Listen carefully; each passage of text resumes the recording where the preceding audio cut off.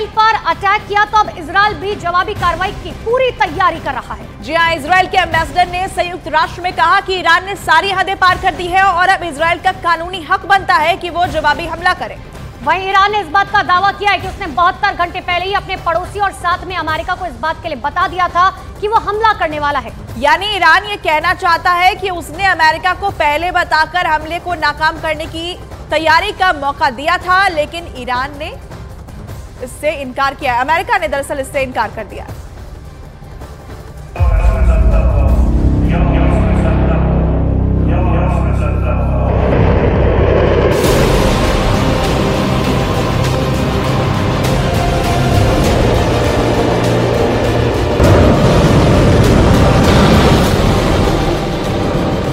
पश्चिम Asia में खाड़ी खौल रही है।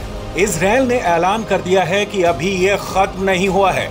ईरान ने जिस तरह से इजरायल को सीधे निशाने पर लेते हुए सैकड़ों मिसाइल और ड्रोन से हमले किए, उसे इजरायल जंग का ऐलान मानता है।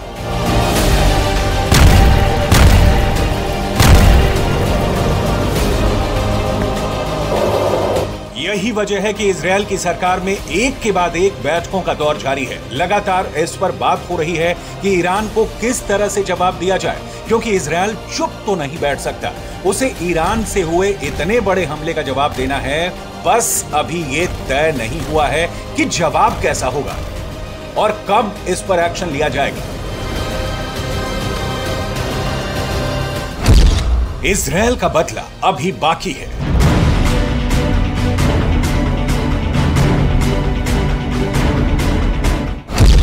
तेल अवीव का ऐलान, तेहरान से घमासान।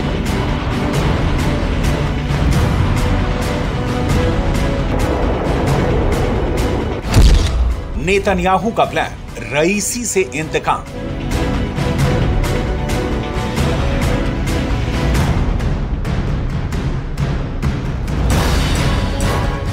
गाजा में इजरायल ने बारूद की बारिश करके दुनिया को दिखा दिया कि उसके जखीरे से निकले विनाशक हथियारों की ये तो महज शुरुआत है और ये ईरान के लिए चेतावनी थी। लेकिन जो ईरान अब तक कथित तौर पर आतंकी संगठनों के पीछे से इजरायल से प्रॉक्सी वॉर लड़ रहा था, अब उसने जाहिर कर दिया है कि वो इजरायल से सीधा पंगा लेने के लिए तैयार है।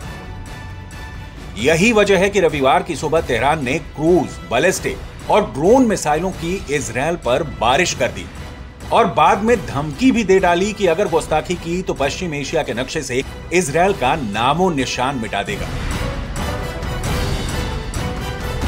این عملیات از نظر ما خاتمه یافته است و قصدی بر ادامه این عملیات وجود نداره، اما چنانچه رژیم صهیونیستی اقدامی رو علیه جمهوری اسلامی ایران چه در خاک ما و چه در مراکز متعلق به ما در کشور سوریه یا جای دیگری انجام بده، عملیات بعدی ما بسیار بزرگتر از این انجام خواهد شد.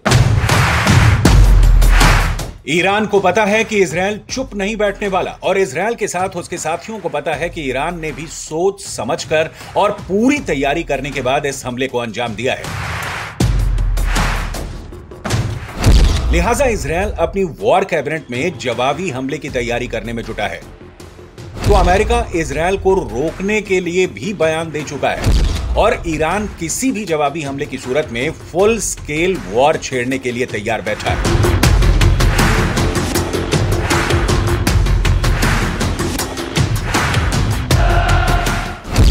पश्चिम एशिया में तय है महाजंग।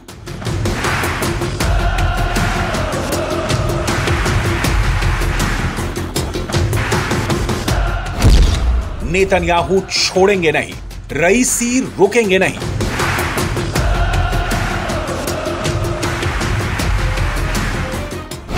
ईरान इजरायल भिड़ेंगे, अमेरिका रूस लड़ेंगे।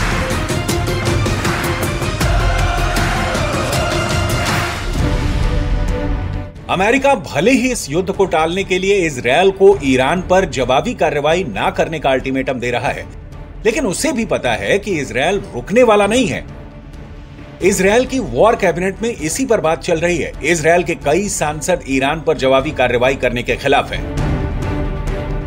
नेतन्याहू और बाइडेन के बीच रविवार को हुई बातचीत के बाद मामला अटका हुआ है। लेकिन इजरायल के वॉर कैबिनेट मंत्री ने ईरान को खुलकर बता दिया कि ये अभी खत्म नहीं हुआ है, समय आने पर माकूल जवाब दिया जाएगा।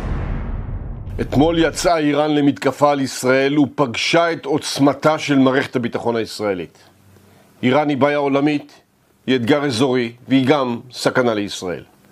ואתמול התייצב העולם באופן ברור ביחד עם ישראל מול הסכנה. ישראל נגד איראן, העולם נגד איראן. זו התוצאה. זהו הישג אסטרטגי שעלינו למנף למען ביטחון ישראל. युद्ध के बादल मंडरा रहे हैं, बिजलियां कड़क रही हैं। किसी भी वक्त ईरान और इजरायल का तनाव महायुद्ध की शक्ल अख्तियार कर सकता है। और अगर ऐसा होता है तो दुनिया को दो ध्रुवों में बंटना ही होगा। यही वजह है कि जब ईरान के रहबरे इनकलाब आयतुल्ला सैयद अली हौसैनी खामनेई ये कहते हैं कि वो फिलिस्तीनियों को आजादी दिलाएंगे, वो यरूशलेम के मुस्लिमों को आजाद करवाएंगे, तो वो एक तरह से इस्लामिक मुल्कों को इजरायल के खिलाफ अपनी इस जंग में अपनी तरफ करने की कोशिश करते हैं। عملیات وعده صادق را علیه پایگاه‌های رژیم صهیونیستی آغاز کنید. یا رسول الله، یا رسول الله، یا رسول الله। ईरान ने एक और दावा किया है कि उसने इजरायल पर जिस हमले को अंजाम दिया, उससे पहले हमले की जानकारी उसने अमेरिका के साथ अपने पड़ोसी मुल्कों को पहले ही दे दी थी और यह कहा था कि हमला इजरायल को सबक सिखाने के लिए, ना कि उसके साथ युद्ध छेड़ने के लिए है। ما به کاخ سفید طی پیامی بامداد امروز اعلام کردیم که عملیات ما محدود و حداقلی و با هدف دفاع مشروع و تنبیه رژیم اسرائیل صورت می‌گیرد. मतलब साफ है कि ईरान को भी अमेरिका के जंग में कूदने का डर है, लेकिन साथ ही वो इजरायल को सीरिया में उसके कॉन्सुलेट पर हुए हमले का जवाब दिए बिना नहीं रह सकता था। हालांकि इस बार ईरान ने सीरिया में हुए उसके ठिकाने पर हमले का जवाब इजरायल के किसी विदेशी ठिकाने पर हमला करके नहीं दिया है, बल्कि उसने सीधा इजरायल पर हमला बोला है और इस हमले को तेल अवीव जंग के ऐलान के तौर पर देख रहा है। तो देखिए, इजरायल और ईरान के बीच तनातनी लगातार जारी है और उस बीच ईरान के सुप्रीम लीडर अली खामेनेई ने ट्वीट भी किया है। उन्होंने ट्वीट कर फिलिस्तीन की आजादी का जश्न मनाने की बात कही। अली खामेनेई ने सोशल मीडिया पर लिखा कि यरूशलेम मुस्लिमों के हाथ में होगा और मुस्लिम जगत फिलिस्तीन की आजादी का जश्न मनाएगा।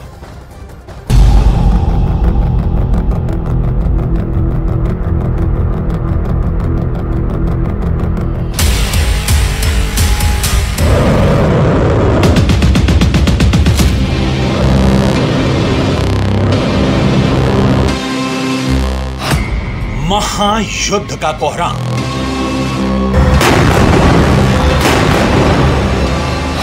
ईरान इजरायल में बढ़ी टेंशन। इजरायल लेगा बारूदी बदला। ईरान ने खेल दिया मुस्लिम कार्ड।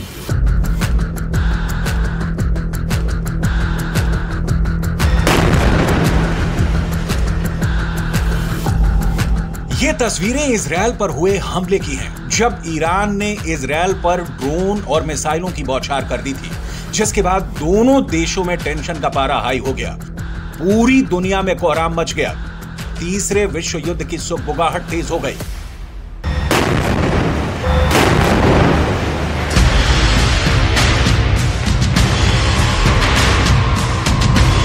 जहां अमेरिका, ब्रिटेन खुलकर इजरायल के साथ खड़े हैं, तो वहीं ईरान ने अपनी नई चाल चली है। ईरान ने एक बार फिर से मुस्लिम कार्ड खेला है। इजरायल पर हमले के बाद ईरान के सुप्रीम लीडर अली खामनेई का पहला बयान सामने आया है। अली खामनेई ने ट्विटर पर लिखा कि यरूशलेम मुस्लिमों के हाथ में होगा और मुसलमान